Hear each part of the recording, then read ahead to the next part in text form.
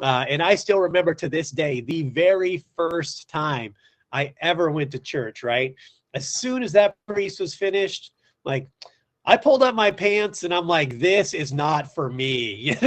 People are going to be fans of me or they're not. I'm not going to change someone's mind with my comedy set. Um, you got, yeah, read to Yeah. find out. It's a 10-issue series. The second issue is coming out soon. And yeah, we're excited just because the response has been amazing. I mean, we sold out our first print run in like 6 weeks. Welcome to MAMWAA. I'm Gordy, your host, and this is the podcast that includes you into my most famous song lyrics. He's a middle-aged man with an attitude, and he didn't even have one till he met you. That's right, I'm the middle-aged man, and my attitude will chatter us through all things that I'm passionate about, from spirituality, the gym and fitness, food, travelling, and music or movies. Quick disclaimer, this list is not exhaustive. So you can get on or you can get off and join us for the episodes that you like the sounds of. Dip in or dip out, as long as you keep dipping. Either way, we've got something to say and we're going in 3, 2, 1 way to cheer yourself up through all those difficult days is comedy. And welcome to MAMWAA. I am Gordy and today we are having a laugh and talking with a well-travelled comedian who's been featured on Amazon Prime, Apple TV, and has 2 recorded comedy albums for your listening pleasure. Welcome to the show, Deece Casillas. How are you? Good. How you doing? Thanks for having me. No problem at all. Thank you so much for joining us. Now, I know you've got a wealth of knowledge for our listeners around the world and for people over here in the UK. And there's a lot of those people who may want to crack the comedy industry or figure out the ins and outs of it. So I'm really excited to kind of get into that. I thought, shall we just start? Like, tell us a bit about your background. Like, where are you from? Where have you ended up now? How did you get there? Yeah. So I grew up east side Long Beach, which is South Central LA adjacent. If you ever listen to a Snoop Dogg CD album, you've heard a lot about the east side of Long Beach. I grew up in that same neighborhood. Spent most of my life there until the teens. Kind of hard scrabble youth. You can't really stay away from trouble growing up in areas like that. It's it was in the 80s, so it was gangs, violence, the height of the crack epidemic, things like that. So it was a crazy, well, in retrospect, it was a crazy childhood. At the time, I had no idea that there were other options. So it just seemed like a normal childhood to me. I grew up in a big... You never do you? Like, as a child, you never know what else is kind of out with that bubble. I always find that really interesting. Yeah, it was just kind of, it's funny as I got older and started telling people about things that happened as a kid and like regular stuff, just normal day-to-day life. They were always astounded. And I'm just like, I don't know. That was just normal to me, we had armed security guards at our school. Like, wow. I couldn't wear blue or red shoelaces because that was gang related, just like weird little things that you don't think about for normal people. It was just so grew up down there, big Mexican family. In my mid-teens, we moved to Western Montana to get away from kind of the craziness of LA. That did not sit well with me. We moved from urban sprawl to a town with literally that didn't have a single stoplight in it. Wow, So it was a big swing for me. And I stuck out. It was not for me. It was a small town. The first week I was at my new school, the principal of the school, he literally told me, he's like, "You're just a worthless gangbanger from LA. I'm going to do everything I can to get you expelled from my school." That was like my introduction to this new place. Yeah. So, I was in and out of trouble, in and out of jail. I dropped out of school and moved out of my parents' house when I was like 15. And just kind of was on my own after that. So bounced around all over, lived across the Northwest in LA again. Lived in Mexico for a while. And now I'm in San Antonio, Texas. Been here for a couple of years and I love it.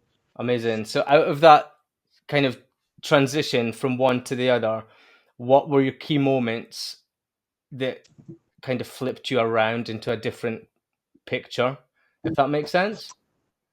Yeah, the big one was, well, there are a couple big ones. So, I mean, I had a lot of friends really close to me, and homies I grew up with that, or people I was associated with that were killed or put away for very long stints in jail or prison, still in prison. I went to jail. I was locked up for about a year and came out of that, and was a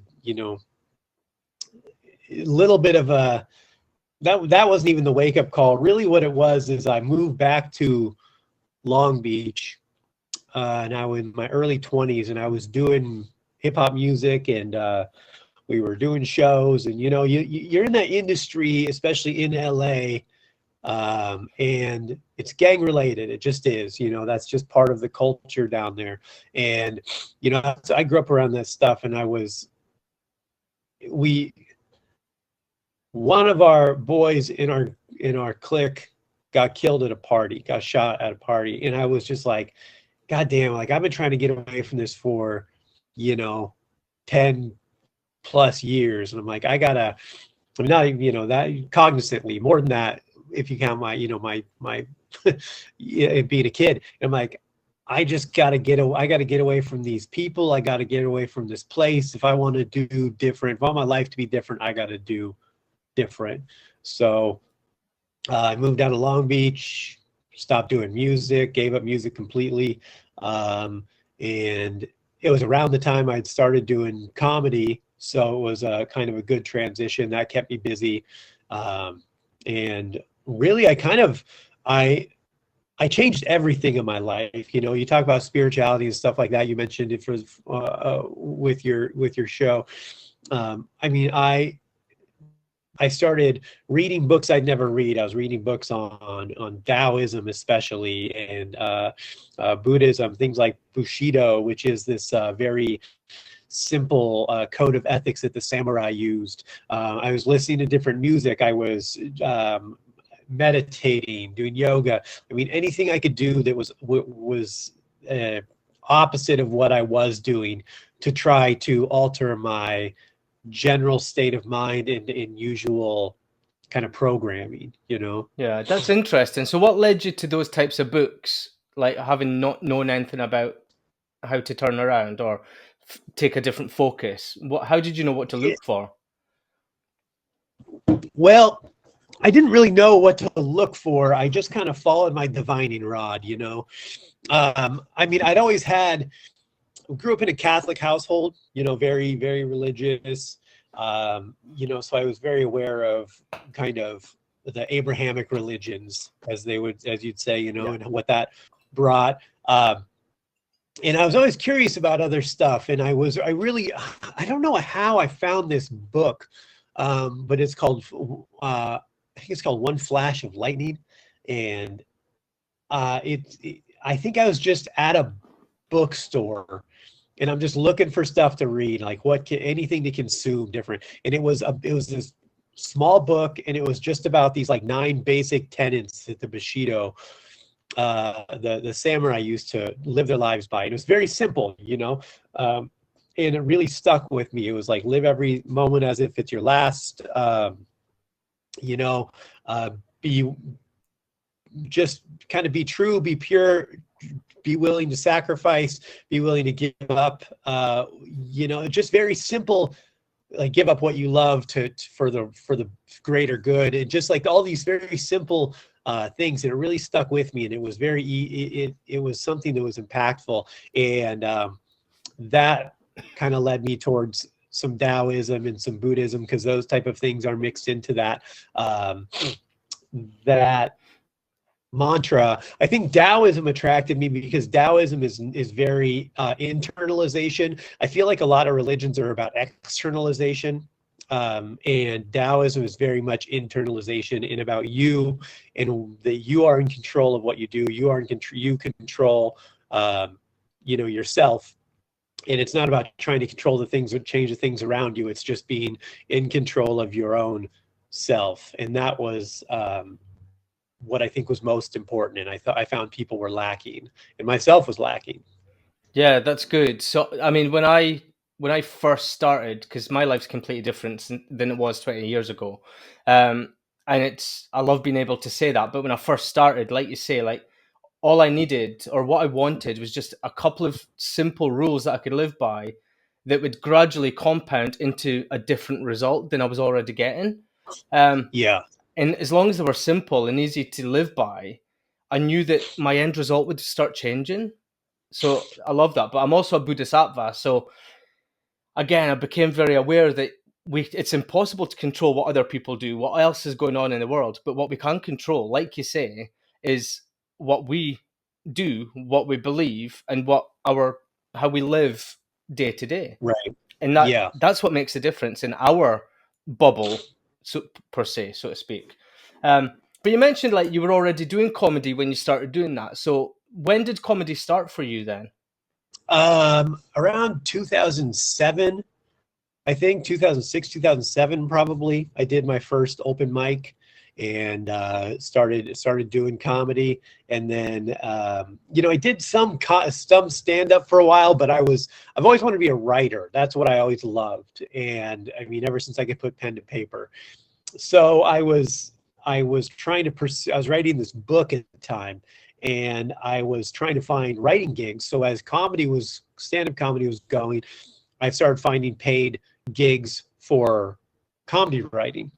So I'm like, oh, I can write and I can do comedy. So like, I started getting these gigs doing comedy writing. And I didn't do a ton of stand-up comedy for a couple of years. I did it, some, but I was doing more comedy writing, and then, published a book and did a bunch of other stuff. And then around 2010, 2011, I started doing stand-up comedy again pretty hard, and I've been doing it. And around 2014, started doing it full time.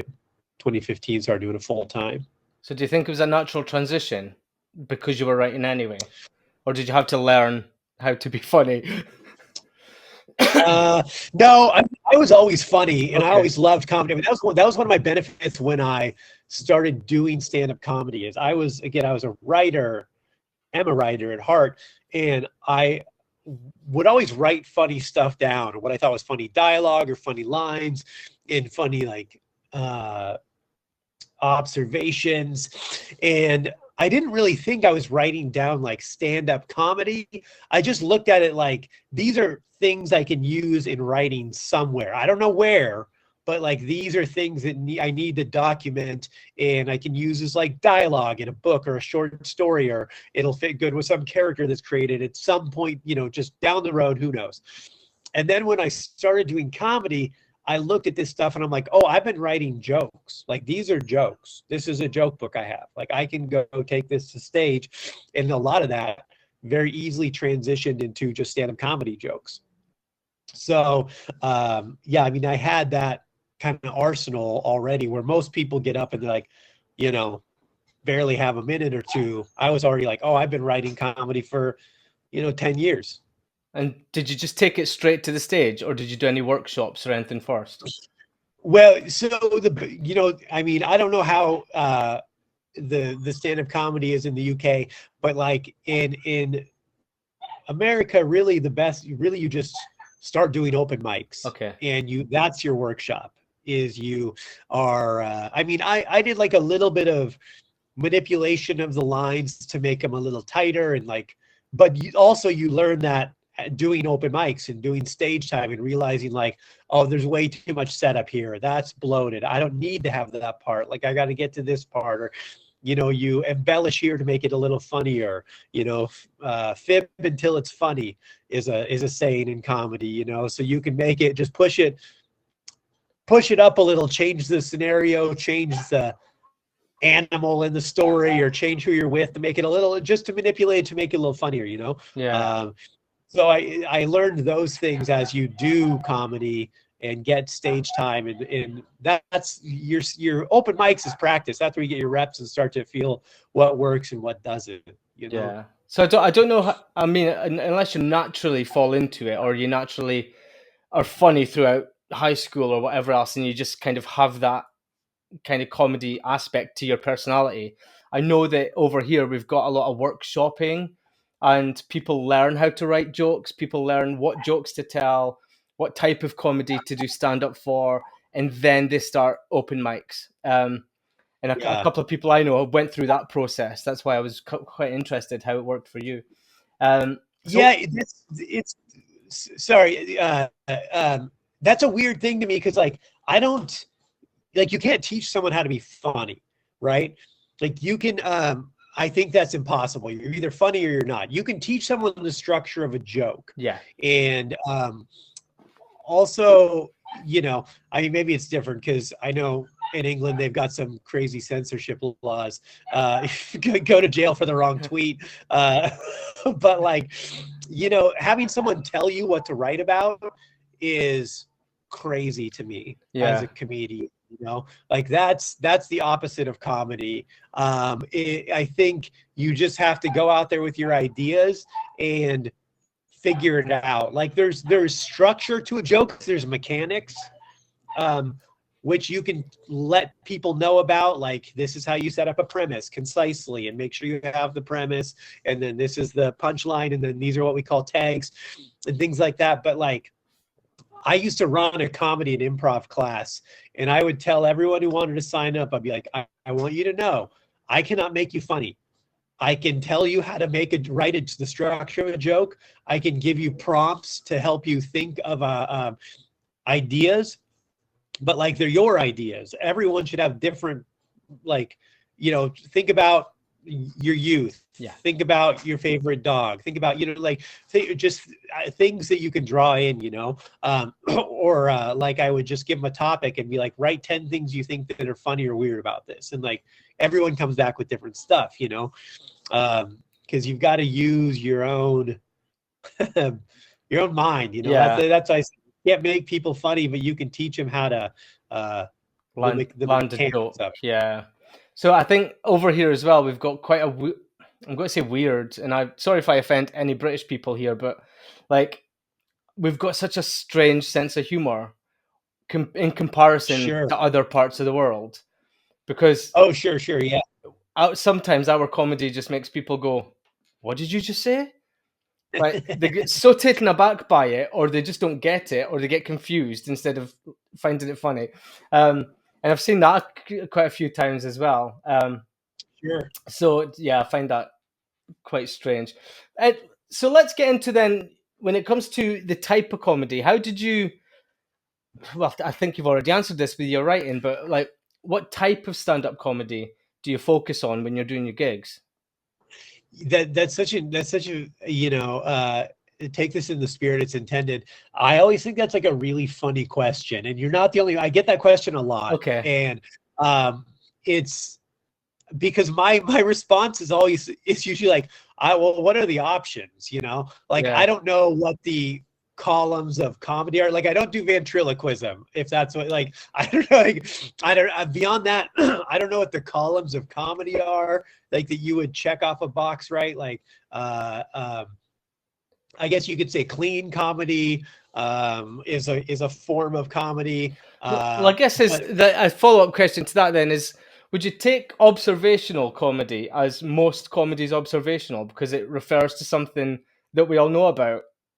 Pretty much. I mean, most comedy is going to be opposite. You know, there's like, you know, there's like Stephen Wright or Mitch Hedberg, which were like non sequitur one-liners or absurdist comedy. There is some of that, but essentially it's all observation, because you know, that comedy only works if people know what the hell you're talking about, you know. Like, it doesn't, if you're that's why a clear and concise premise is so important, because it doesn't matter how funny you think your joke is. If people don't know what you're talking about, they can't get the punchline, you know. That makes sense. Well, I'm not a comedian in that sense, so I don't know what I'm talking about, obviously. Hence the No, question. yeah, no, it's okay. Like I said, I get that question Yeah. all the time, and like I just, to me, there's not like segments of comedy like you do XYZ comedy, you know, because like especially comedy can be fluid, because the comedy I do in like Seattle, Washington might be different than the comedy I do in Oklahoma City, Oklahoma, you know, like the people are different. The things they were willing to talk about are different. The language you can use may be different. Now, I'll say this, I don't change a lot because I just believe that like you're going to enjoy this or you're not. I'll massage it a little because I don't want people to be mad, but also I'm not going to sacrifice my set because of your delicate sensibilities. Yeah. So the yeah, you know, I talk about, I think I personally, I like to push people. I think their comedy is about pushing boundaries. I think you should be able to talk about taboo topics. I'm of the opinion that either everything is on the table or nothing is on the table. Like you can't pick and choose where your moral line is because everyone is going to have different standards. So it's impossible to cater to everyone. And to think that you're the person in the audience that should be catered to is so like self-righteous and so conceited. Yeah. And like that's crazy to me.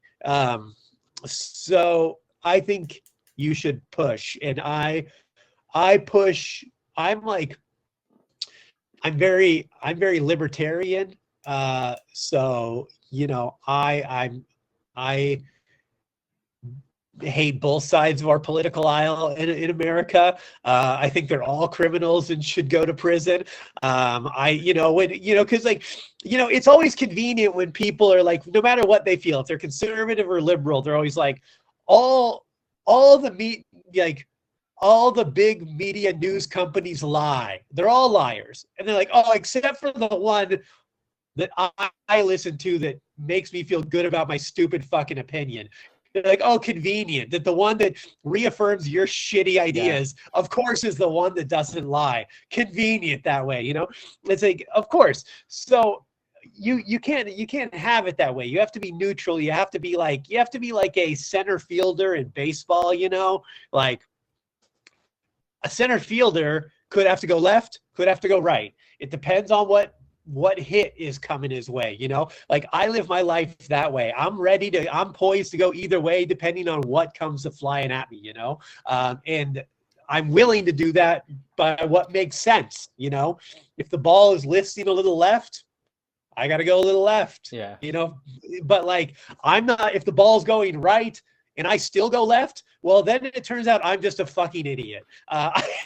You know, and that's the problem we have. So we have to like kind of that was a rant about but like you know, we have to be more even keeled and be willing to accept things on both sides when it comes to especially comedy, you know? Yeah. And then I was just going to ask off the back of that then, because of how many different points of view different places have, do you have any specific boundary that you will not pass no matter where you go? Probably not. I like that. I mean, listen, I've had people try to take a swing on me at stage, like jump up on stage and take a swing at me. I've walked people from my shows, which is fine. You know, it's fine because like the thing, like I've got one joke and it's a pretty like, I don't know. It's not even that, it's, I'll be honest, after as long as like I wrote it so long ago, I think it's a little hacky now, but it's still funny. I grew up Catholic, right? And I talk about like how even when I was a kid, I never believed, you know, just like it was very oppressive religion. It just wasn't for me. I just never believed. It wasn't my thing, you know? And I still remember to this day, the very first time I ever went to church, right? As soon as that priest was finished, like, I pulled up my pants and I'm like, this is not for me, you know? And like which is like a pretty, like, I don't say innocuous, but like, and people I've had so many, it's always middle-aged white women that get mad at that joke and get up and yell at me and walk out of my show and call me like, call me names, right? And I'm always like, I've engaged with some of these people because I'm like, why are you mad at me right now? Like, what is it about that joke that makes you mad at me? Because here's the thing, you only understand that joke and are mad at it because you realize the implications of what it means.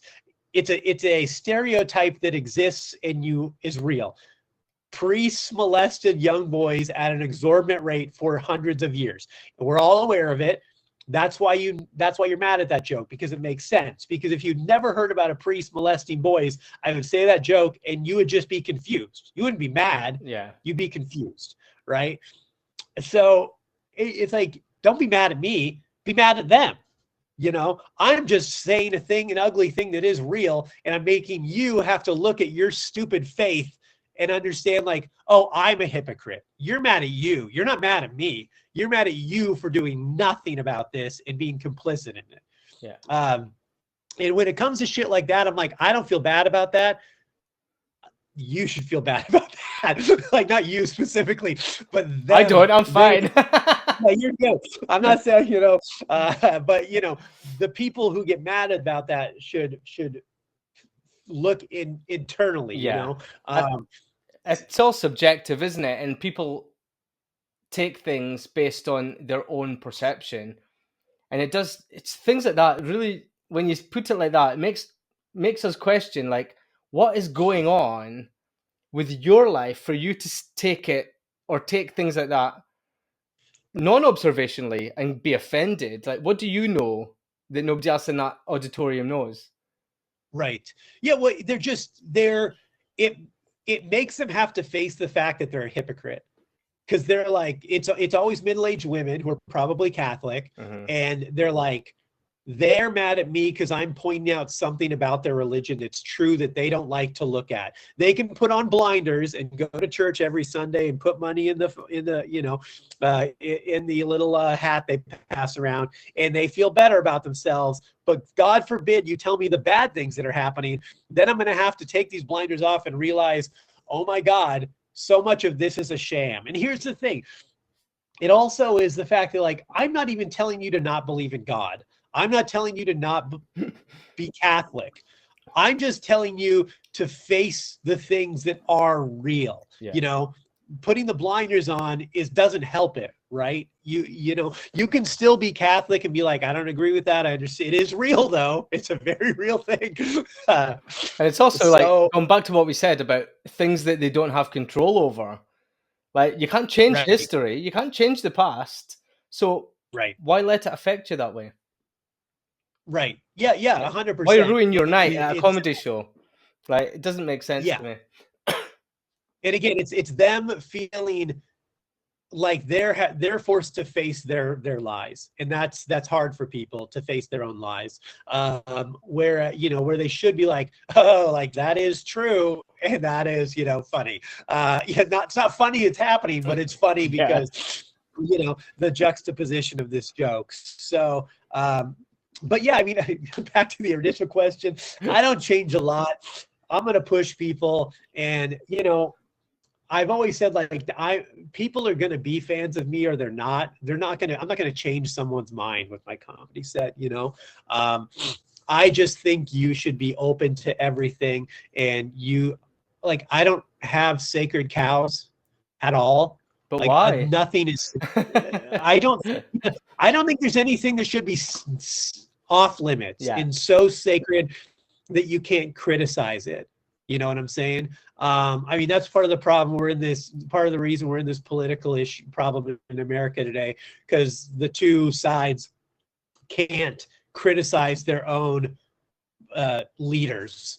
So they can't internalize and look and be like, yes, there's problems over there, but also I'm voting and complicit for these people that are also a problem.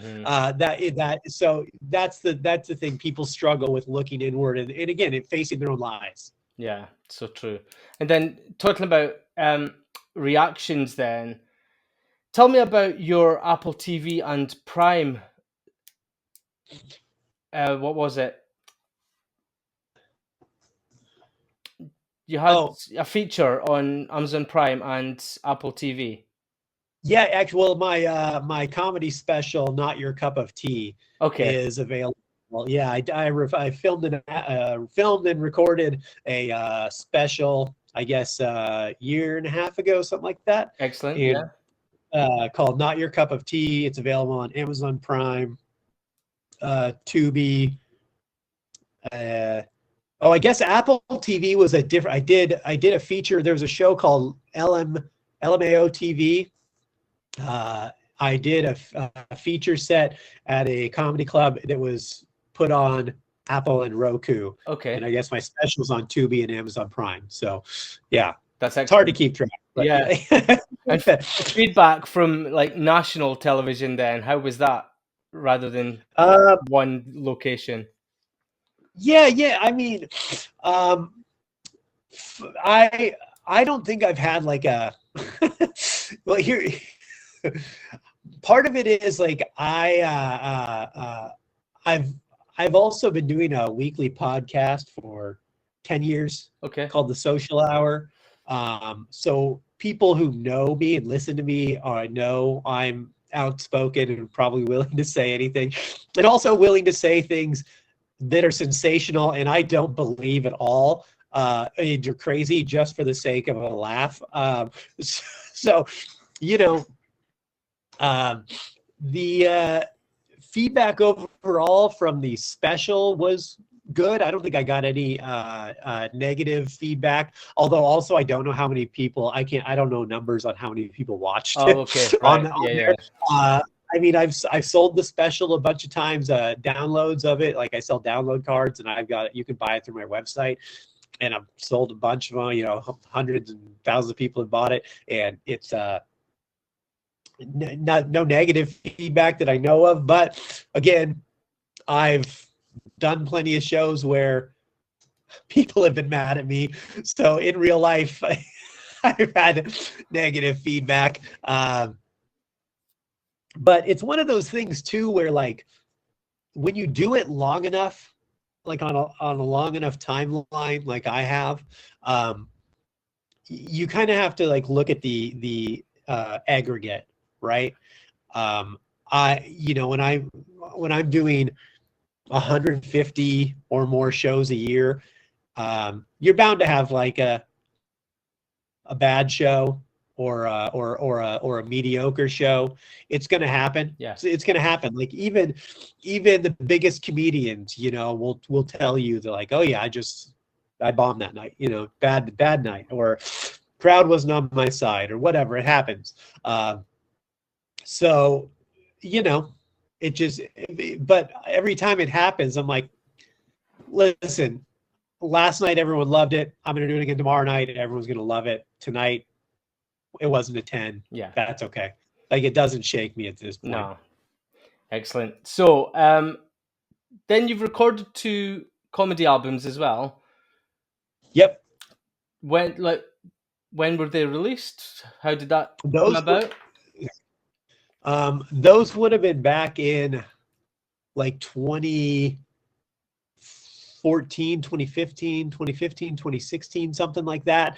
So one of my another comedian and I, my old buddy Tony, him and I were big hip hop heads. So we wanted to do this like idea of a comedy mixtape, right? Like, I don't know if they have like mixtapes in the UK. Like, well, I've bought CDs. I've bought comedy CDs before at gigs. Okay. And they're on downloads, but I've never heard of a mixtape. Is that different comedians? So yeah, like a mixtape is like a generally in the hip hop culture is like someone does there's usually a couple different like artists, and they do a lot of more raw style music. Okay. It's their unrecorded, unreleased songs, lyrics, stuff like that, maybe over beats that are already exist. Because so that's like in hip hop culture is like a mixtape. So we wanted to do this comedy mixtape compilation album where we did a bunch of comedy, like, but we also got some other artists, other comedians to do like 5-minute sets and stuff.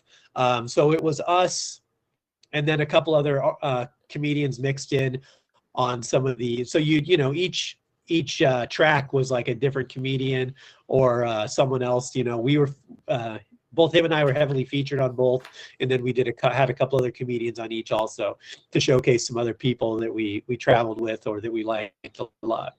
Perfect. And they can be downloaded as well. Spotify, Apple, and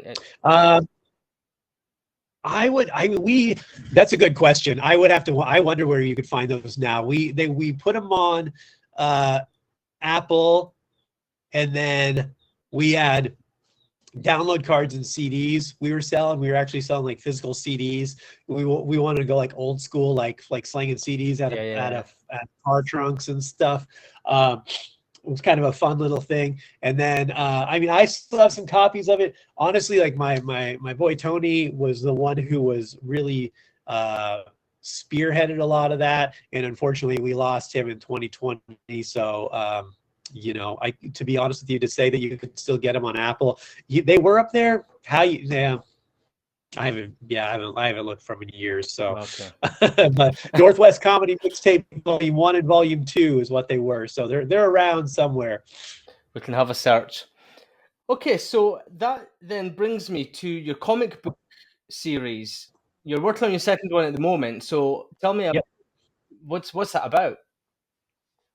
Yes, so my comic book is called Kill Stand. The first issue is out, available. You can follow inferno.earth on Instagram, or inferno.earth is also the website.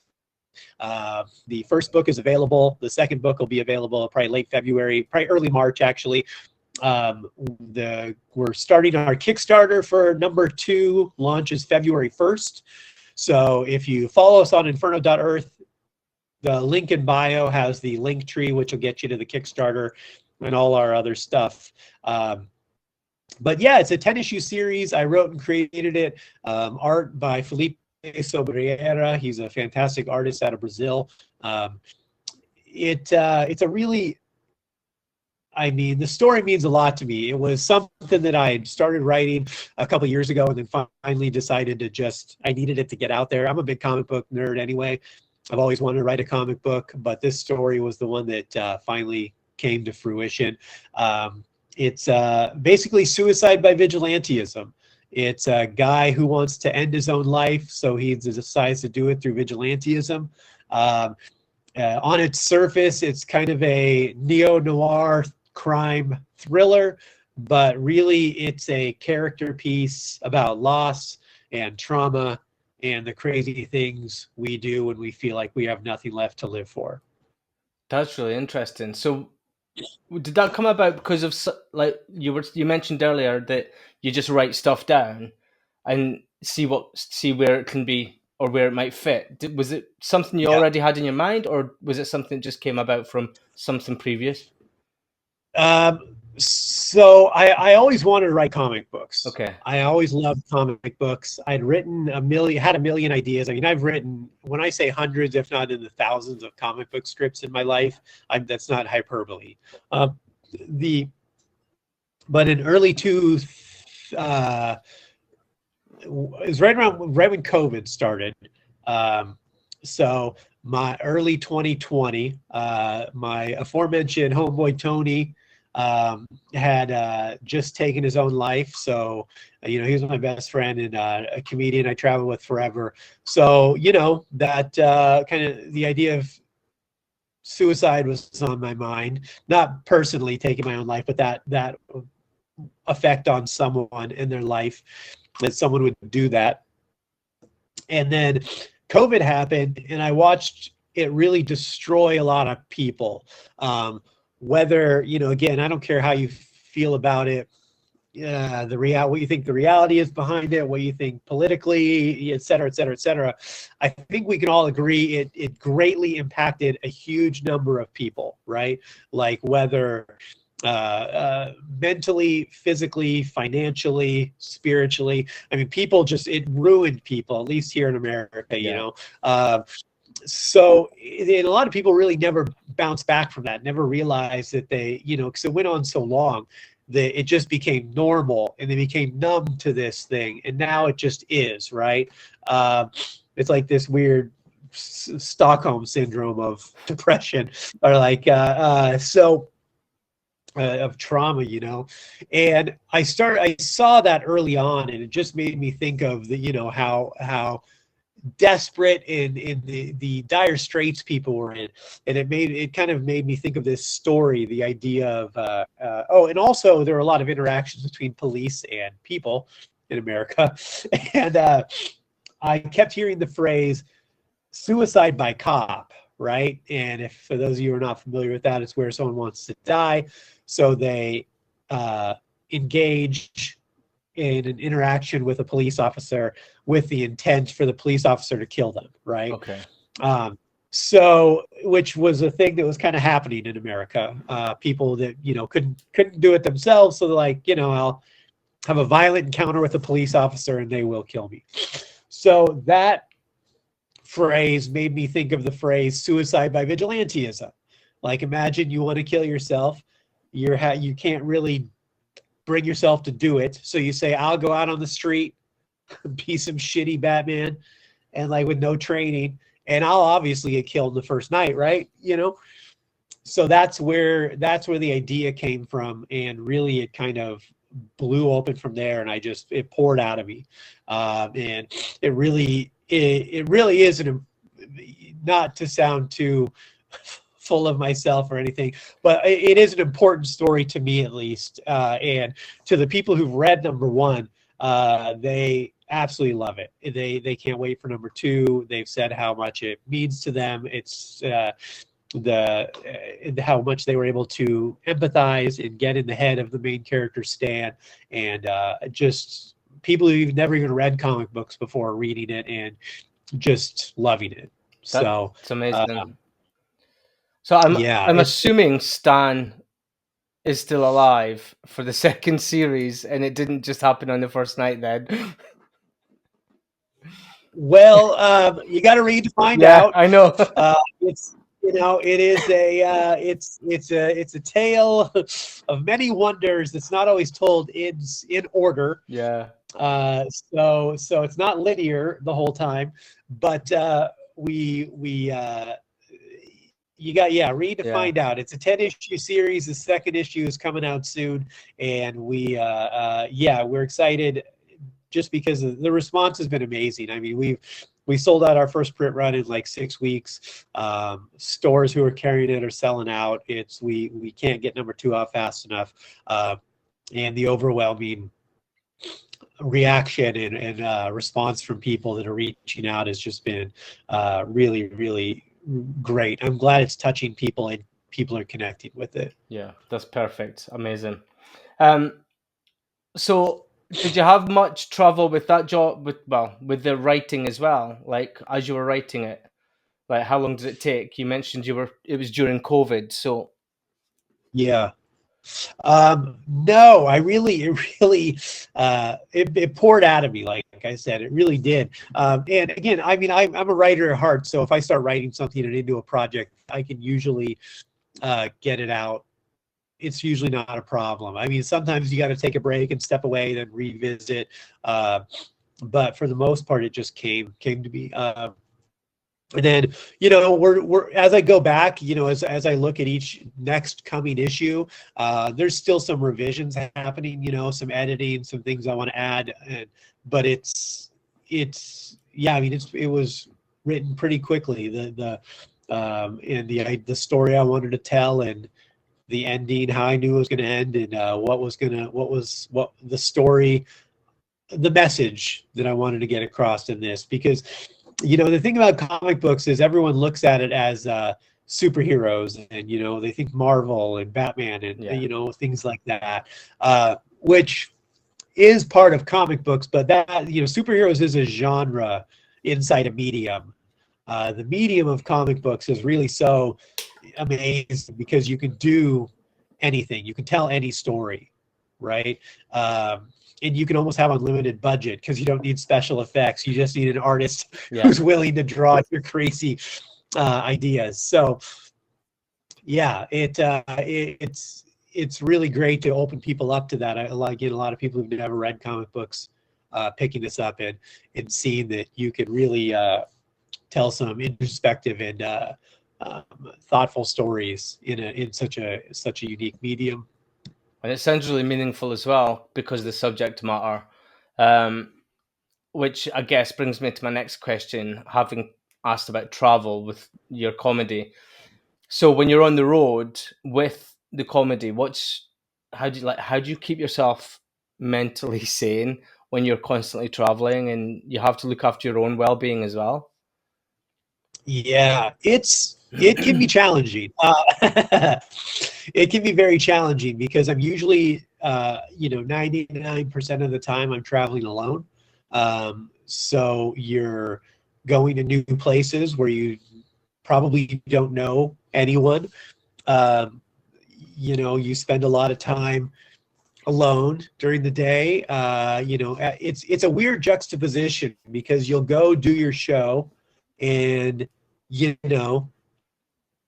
ideally or mostly, people love you, you have a good time, everyone's having a great time, and then everyone leaves, and then you go back to your hotel alone again. It's like these weird crescendos, it's like this weird high, which is great, and then just crash down to like, it's just you in a, shitty hotel again,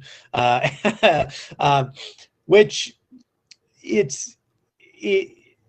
I shouldn't paint it as being all bad because I really I enjoy some alone time. It recharges me. It helps me think. It helps me be creative.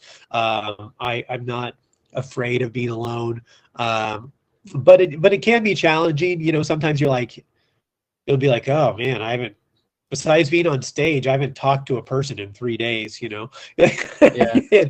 So you got to be more cognizant of that.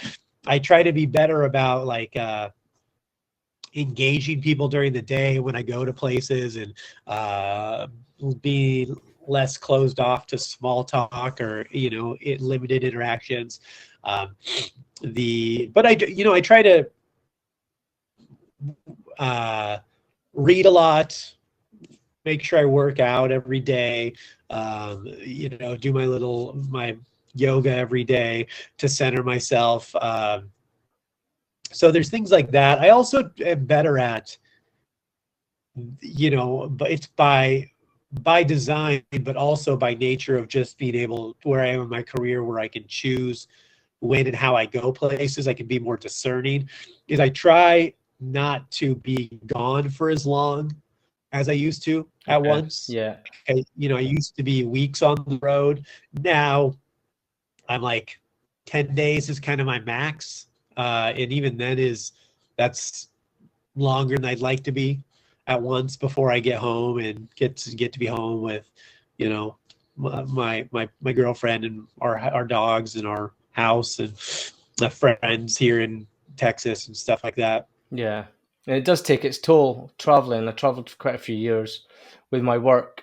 And it does, without having something in place to just keep you well, it's really dangerous.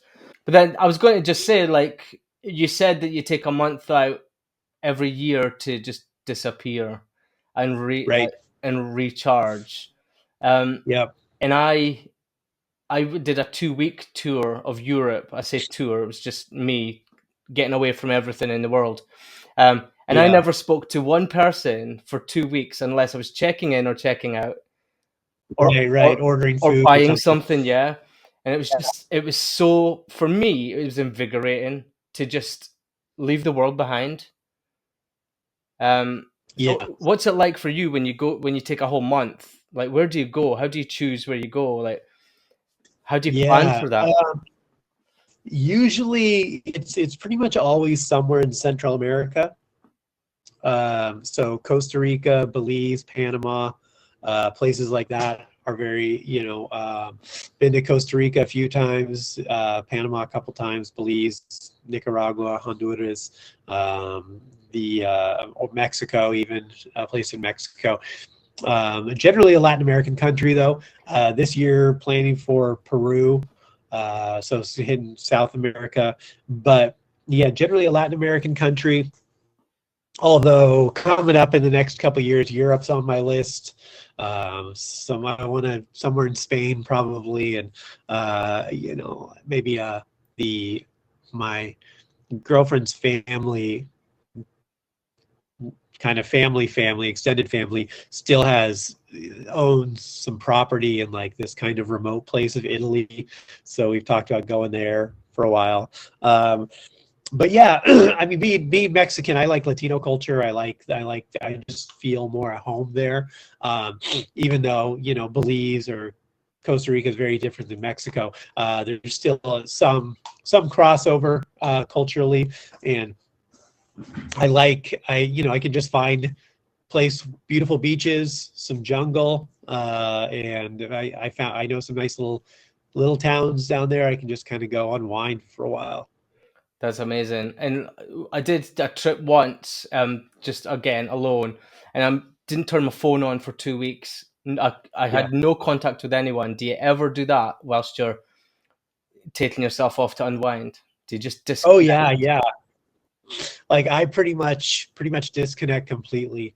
The one time I went to Belize, and I literally, my phone, not only did it disconnect, it crapped out. Like this day I got there and tried to turn it back on, it just like was done. It was no longer a phone. That's so lucky. I didn't have, and I was just like, okay. I mean, and I hadn't booked any hotels. I hadn't booked how to stay. I hadn't even booked a flight home yet.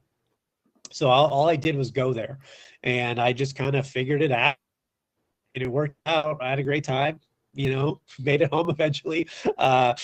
And it was, it's very liberating. It's free, and it's nice, to be able to disconnect like that and be, because I've tried to be more cognizant even in my day-to-day life of how often I grab my phone and get that dopamine hit. It just is, because I know every time I do, I'm like, ugh, bad. And when you're away from it for a while, my God, it really just, you feel like you get your brain back, kind of. Yeah, definitely. And I think it makes a massive difference, just to touch on something you spoke about a few minutes ago, when things are going on in the world, in the press and the media are just constantly in your face with everything negative, just turning off and living life makes a massive difference, with nothing else to distract and bother. And so just to wrap up then, Deece, can you just give us all your links? Tell us where we can find you, book your shows, and watch what you've got for us. Yes. Let's talk about the comic book first again, because that's the main project we're working on right now. Our Instagram is inferno.earth. Give us a follow. We're trying to get into bigger conventions across the country. We're doing comic conventions, so they do check our following. So the more followers we have, the better it looks. Also, that'll give you all the information, how to get number 1, the Kickstarter for number 2, which starts February 1st. We do ship internationally, so wherever you are, we ship some books to the UK last for Kickstarter for number 1. So if you're out there, we'll send them across the pond. And our website, inferno.earth, Inferno Comics on Facebook, etc. And as for comedy, deececomedy.com. You can also follow me on Instagram at deece.comedy, Deece Casillas on Facebook. And my special, Not Your Cup of Tea, is available for sale on my website. You just go to the link on the Not Your Cup of Tea on my website. You click, right now it's on special you can pay what you want, get the whole hour downloaded. So it'll take you to a page. You type in how much you want to pay. Most people, you can do like $5-10. You can even do $1. It's a dick move, but you'll still get it. And you'll get an email with the whole hour downloaded, filmed everything. So yeah, check it out. That's perfect. Oh, also, Yeah, go on. I do a weekly podcast called The Social Hour. Like I said, I've been doing this for over 10 years now, about 500 episodes. It's semi-weekly. It used to be weekly. Then it was twice a week. Now it's semi-weekly just because I'm fucking busy. But I interview all types of different people. It's just a talk show, fun. I talk to just whoever I want to talk to now, and yeah, check that out. It's good to be busy, and it looks like you're doing really well. So, good job. Thank you. So let me just say to finish up then, thank you so much for all your entertainment and advice. I'm sure our listeners and anyone watching on the video has found it really helpful. Guys, go over, check out Deece, follow him on Instagram, and check out those sites. Links are on the show notes for anyone who's not watching on the video and can't see the screen. And Deece, can I just say thanks again? Like, you've been great guest, energy for our listeners. And then for those of you listening, be sure to check out Deece, like I said, and then keep the conversation going. You can leave a comment on here if you're watching, or on Spotify. You can head over to Facebook, Gordy Camp TV, or you can go Instagram and Threads at Gordy Camp and leave us a comment, share the videos, check the shorts, do what you have to do to get the word out and help us as well. And follow for future episodes. Thank you guys so much, and take care. Whatever you do, keep laughing and keep smiling. Take care. Bye-bye.